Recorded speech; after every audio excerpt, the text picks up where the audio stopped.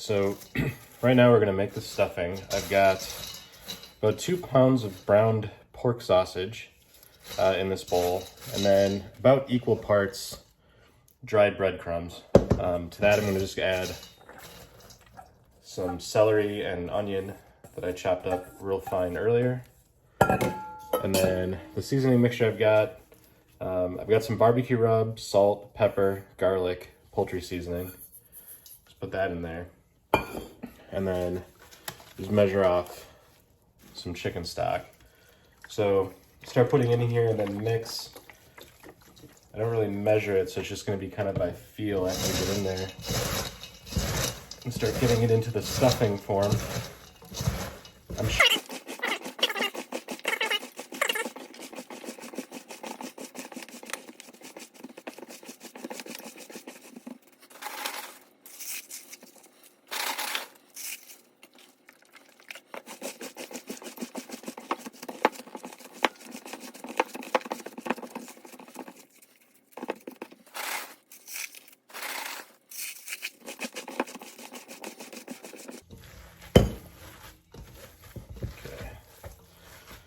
So that's the texture I'm looking for, something that'll still hold its shape a little bit, because that's what we are going to spread inside the chicken roll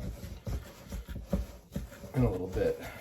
All right, so now I'm just going to set this aside in the fridge, covered, and just let it chill a little bit while I'm getting the chicken breast pounded out and ready. All right, so I've got 3 chicken breasts that I've already butterflied. And I've got some plastic wrap on here. And I'm gonna take my meat tenderizer and just kind of hammer them flat, or as flat as I possibly can, because then I'm gonna layer them, put the stuffing in, and then roll it.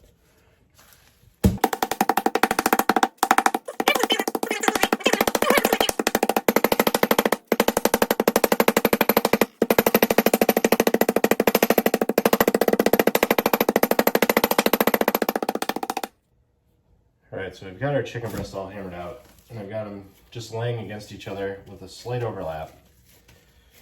And then what we're going to do is just get some of this stuffing that we made earlier,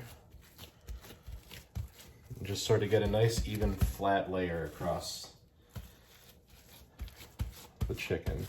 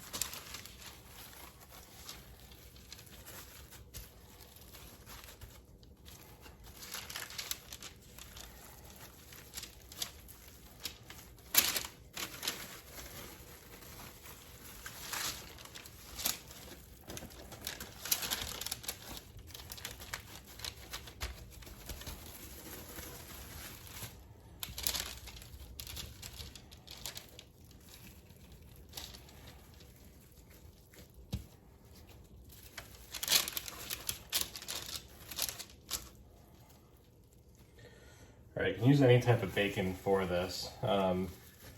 Generally, I like to use thicker cut bacon, or as thick as I can find it. In this case, I'm using some homemade bacon that I cured and smoked myself. So I know it's not cut quite as thick as it might be if you go to the store and get like a thick cut bacon. But the advantage here is that I know that I've got some really good high quality bacon with a really good smoked apple flavor already. So the better the bacon, the better in this case. But essentially what I'm going to do is just kind of wrap the bacon around here.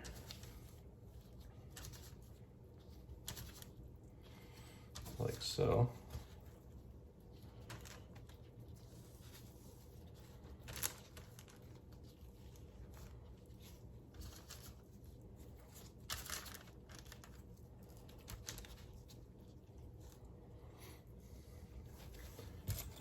just put some toothpicks in here just to keep it.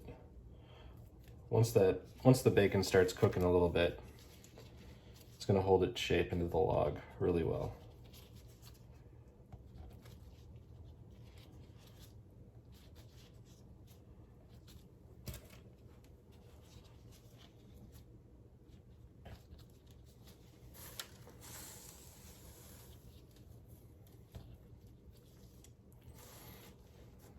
All right, I'll do the same to the next one, then we'll get the grill started.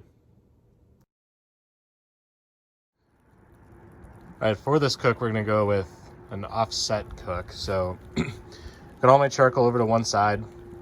I'm only lighting about 15 coals or so that I'm gonna get hot, and then spread out over the top of the unlit coal, just to try to keep my temperature down a little bit. So I would like it to be between 250 and 300 for most of the time doing the chicken. So to do that, I'm not gonna light a whole basket of coals because that will make the temp go way up to 500-600 degrees really quickly. So I'm just gonna spread them out a little bit. I might not even use all 15 coals. I'm gonna see what it looks like once I get it spread out. Once I get the grill going, I'm gonna replace the charcoal chimney with a small little tin of water. I'm just gonna use a little 8-inch pie tin just to keep some moisture in there and to give the chicken and bacon something to drip into.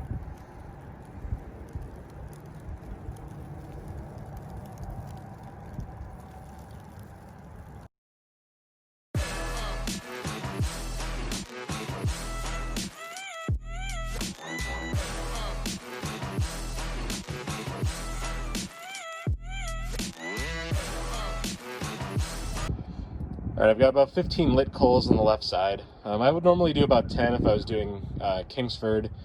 This is a bag of Royal Oak that I have left over.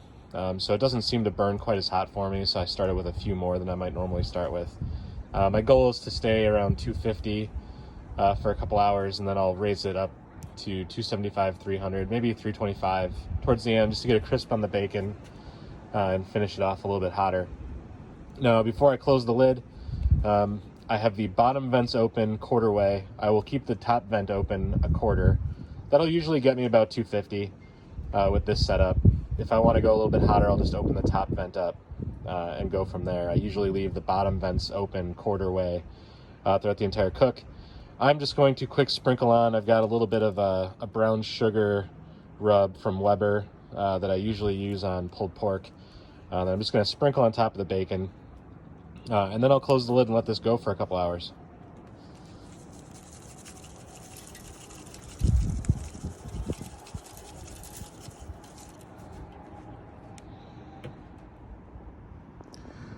All right, so we're an hour in. We're just under 300 degrees, which is right where we want to be. Chicken and bacon is looking pretty good. I'm gonna let this continue to go as is for another hour. And then I'll probably turn up the heat a little bit at that point and finish it off.